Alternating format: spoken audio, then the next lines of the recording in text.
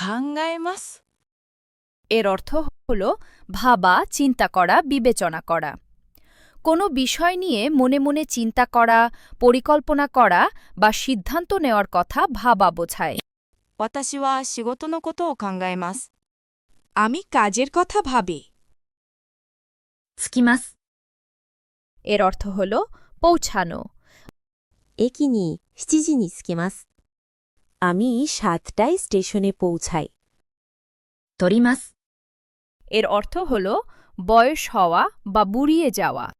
人は年を取ります。মানুষ বয়সে বড় হয়। 足ります。 এর অর্থ হল যথেষ্ট হওয়া। お金が足りません。 টাকা যথেষ্ট নয়। 田舎。 এর অর্থ হল গ্রাম বা গ্রামাঞ্চল। 私の田舎は静かです。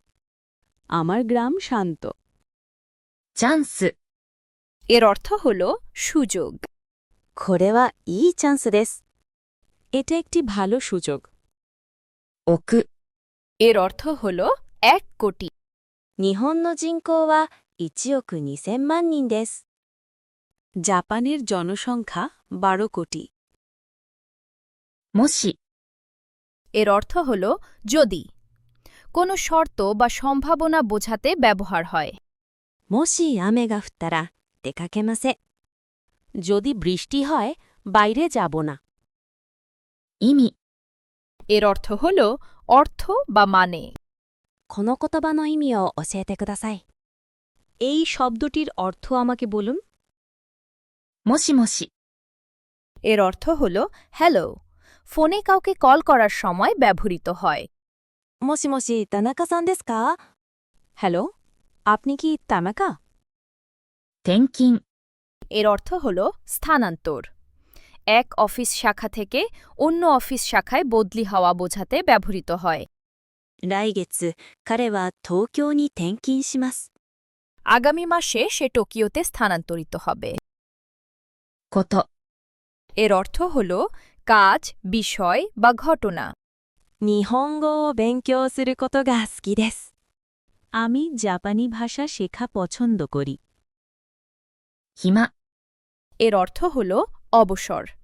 কাজে ব্যস্ত না থাকা বা অবসর বোঝাতে ব্যবহার হয়। 今日は暇です。আজ আমার অবসর সময় আছে। お世話になります。 কোনো ব্যক্তির সাহায্য, দেখাশোনা বা সহায়তার জন্য নম্রভাবে ধন্যবাদ জানানোর ক্ষেত্রে ব্যবহৃত হয়। これからお世話になります。এবার থেকে আমি আপনার সেবায় থাকব। 頑張ります。 এর অর্থ হল চেষ্টা করা।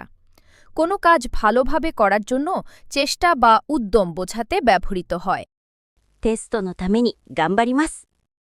পরীক্ষার জন্য আমি চেষ্টা করব। どうぞお元気で。